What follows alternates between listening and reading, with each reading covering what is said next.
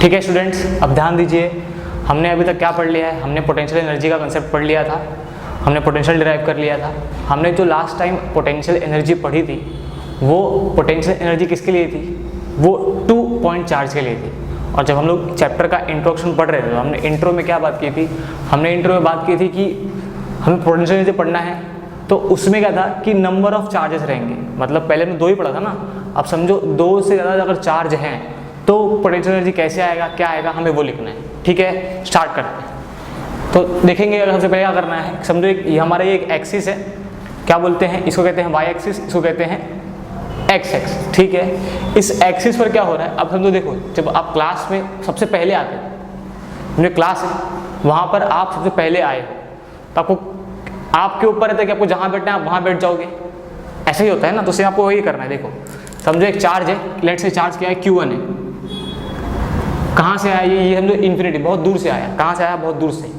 तो ये charge Q1 है, हम लोग इस पॉइंट पर आ गया है जो कि एक्सिस से कितना दूर है, चार्ज क्या है, चार्ज Q1 है। तो लेट से इसका डिस्टेंस कितना हो गया, इसका डिस्टेंस हो गया है R1। ठीक है, ये R1 हो गया और ये चार्ज Q1 हो गया। ठीक है, अब क्या हो जाएगा, तो जब आप इस चार्ज को यहाँ तक लेके आओगे Q1, तो जब ये आया तो क्या आपको इसके कुछ काम करना पड़ेगा। समझो ये पॉइंट जो यहाँ पर आया है, चार्ज Q1 जब यहाँ पर आया है तो आपको ऐसे लिखना पड़ेगा कि इन ब्रिंगिंग, या फिर क्या बोलोगे आप लोग, वर्क डन। क्या कहोगे, work done to bring charge Q1 is 0।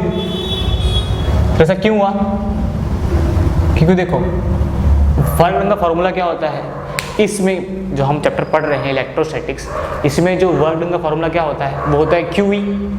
तो जब यहाँ पर एक कोई भी Q रहेगा तभी तो V बनेगा ना। V का फॉर्मूला क्या होता है, V is equal to 1/4 pi epsilon naught Q1/R, या फिर Q/R। V क्या होता है, V को हम लोग बोलते हैं इलेक्ट्रिक पोटेंशियल। तो जब कोई चार्ज रहेगा तभी तो इलेक्ट्रिक पोटेंशियल जनरेट होगा ना। अब जब कोई चार्ज ही नहीं है तो इलेक्ट्रिक पोटेंशियल नहीं होगा। तो जब आप लोग Q1 चार्ज को इन्फिनिटी से कहाँ पर लेके आ रहे हो, इस R1 डिस्टेंस पर, तो इसमें करने के लिए आपको कोई भी वर्क डन नहीं करना पड़ेगा। समझ आया पॉइंट ये वाला। अब देखो नेक्स्ट पॉइंट क्या होगा, नेक्स्ट पॉइंट ये होगा कि अब लेट से आप एक और चार्ज लेके आ रहे हो, क्या बोलोगे उसको, let's call it as Q2। क्या बोलोगे, चार्ज क्या है आपका, Q2 है। तो जब Q2 को यहाँ पर लेके आओगे तो ये दूरी कितनी है, Q2 की जो दूरी है एक्सिस से वो कितना है, सर लेट से मान लेते हैं वो R2 है। कितना है, let's assume this as R2। कितना है ये, लेट्स से ये R2 हो गया। ठीक, तो ये R2 हो गया। तो अब क्या करोगे, आपको सेम इसका आपको वर्क डन निकालना पड़ेगा। तो लिखोगे यहाँ पर work done to bring charge Q2 from infinity to R2। कितना हो जाएगा, सर वर्क डन का फॉर्मूला क्या होता है, वर्क डन होता है Q इंटू V।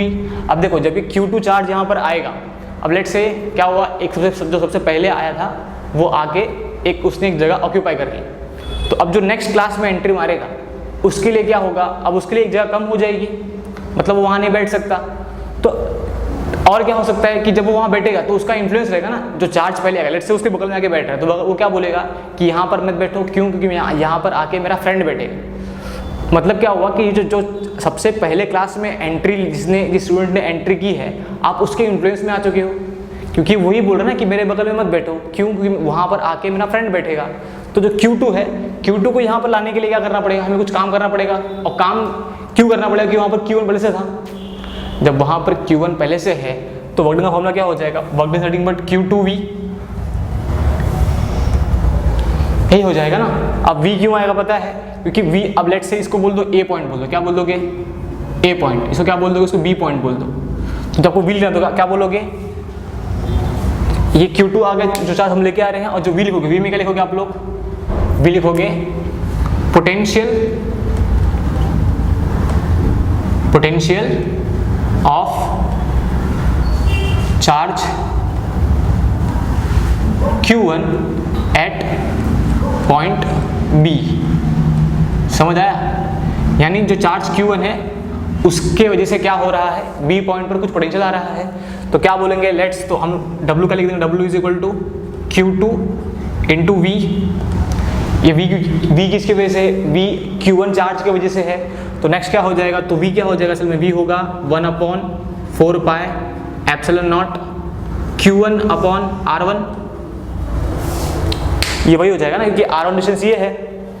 लेकिन जब आप वर्क डन लिखोगे तो वर्क डन क्या लिख दोगे आप लोग, जब आप वर्क डन लिखोगे तो यहाँ पर क्या हो जाएगा, Q is equal to 1/4 pi epsilon naught, ये Q1 वैसे रहने वाला है और वहाँ से Q2 भी आया हुआ है, तो यहाँ पर क्या हो जाएगा, अब उनकी भी दूरी कितनी हो जाएगी, वो हो जाएगी R1 माइनस R2, तो क्या बोलोगे इसे R12, इसको बोलते हैं वेक्टर फॉर्म अपने पास में। ठीक है बच्चों, तो देखो हमने W, अब जब हमने Q2 चार्ज को यहाँ पर लेके आए तो हमें Q1 चार्ज के इन्फ्लुएंस कम बात माननी पड़ी, तो हमारा W इतना हो गया। अब लेट्स से क्या होता है, अब आप एक और चार्ज लेके आ रहे हो, let's say you are bringing charge Q3, क्या लेके आ रहे हो आप लोग, एक Q3 चार्ज है, आप उसको वहाँ पर लेके आ रहे हो, तो क्या हो जाएगा, उसकी दूरी है एक्सिस से वो कितनी है, लेट्स कॉल इट एज, जो उसकी दूरी है वो है R3।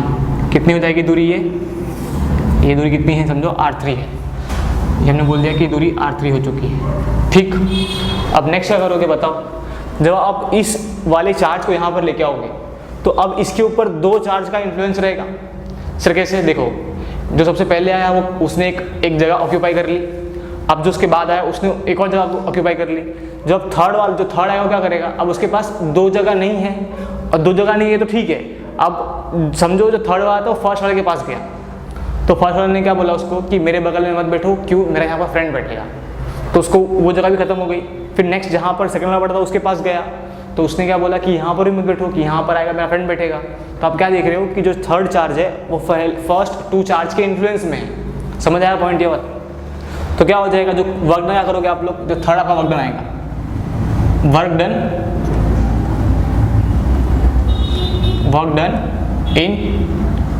Done to bring charge Q3 from infinity to point R3, कितना हो जाएगा वो, सर वो क्या हो जाएगा, वो W आएगा, लेकिन उसमें क्या, उसकी वजह से क्या आएगा कि इसके वजह से भी पोटेंशियल आ रहा होगा और इसके वजह से भी पोटेंशियल आ रहा होगा, ऐसे ही आएगा ना।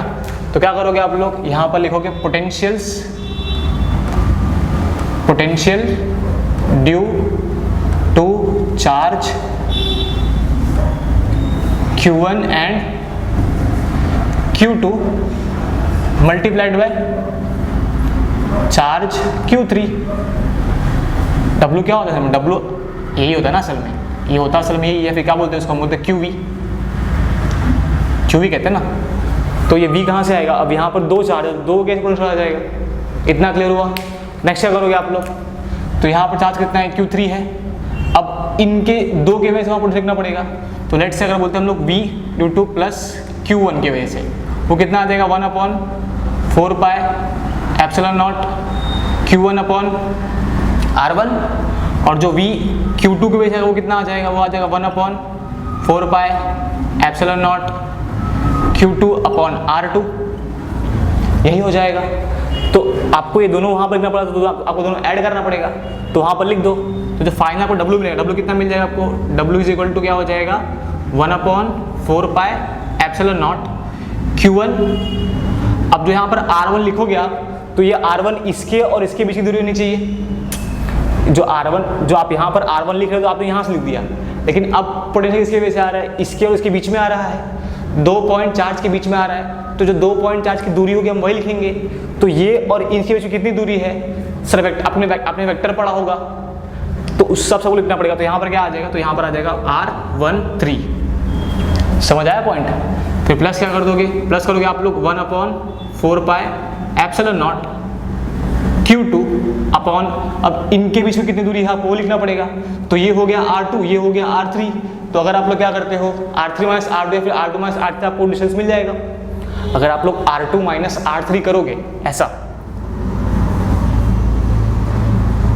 आपको दूरी मिल जाएगी। तो इसको लिखने के लिए हमारे पास एक और फॉर्म है, इसको हम वेक्टर फॉर्म में कैसे लिखते हैं, we write it as in vector form R23। तो ये तो पोटेंशियल हो गया दो वजह से, दो लोगों की वजह से, और चार्ज कितना है, Q3 है। इतना समझ में आया, ये W हो गया। अब क्या हुआ, अब लेट से आप लोग N चार्जेस लेके आ रहे हो, कितने लेके आ रहे हो, लेट से